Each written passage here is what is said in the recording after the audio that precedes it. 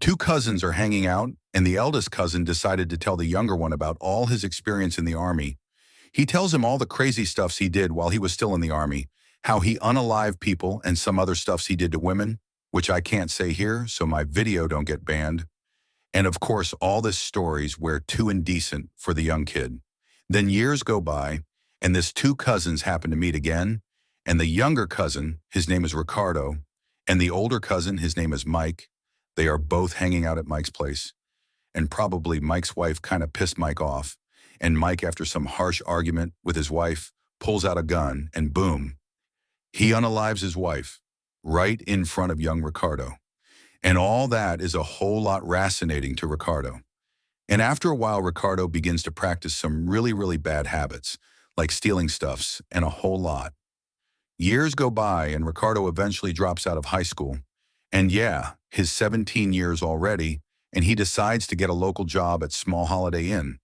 And while he's working there, he starts speaking into the guest rooms to steal their stuffs, and he goes ahead to try assaulting them sexually. Eventually, he gets caught and gets fired. But it don't stop there. Ricardo decides to move to San Francisco. And yeah, he's 22 years already, and he decides to get a fresh start. But nah, instead of that, he goes into drugs. And yeah, he no more bothers about proper hygiene. He barely brushes teeth or even take proper care of himself. He's just based on drugs all day. And yeah, he eventually begins to stink. And all of a sudden, Ricardo comes up with a decision to start murdering people. And of course, it sounds kind of fun to him. So one day, Ricardo spots a young girl and she's 9. And yeah, she lost $1 and was out there in search on it. Ricardo walks up to her and is like, "Hey, little girl, I know where your money is. Follow me." And the little girl follows him into a basement where he stays. And there, he did horrible things to her and eventually unalives her. And yeah, that's sad. But it doesn't stop there.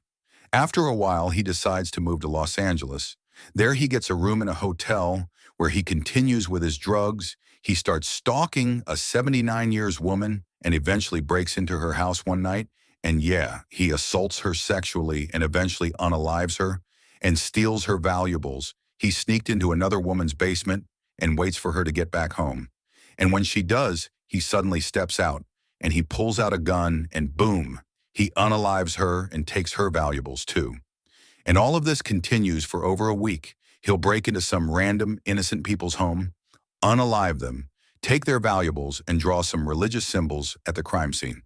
And police begins to investigate all the murders and they're wondering there may be a serial killer on the loose, but they don't have much evidences.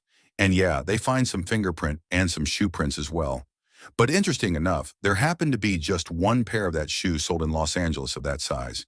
News publishers begins to broadcast of the serial killer on the loose, and yeah, they referred to him as the Night Stalker.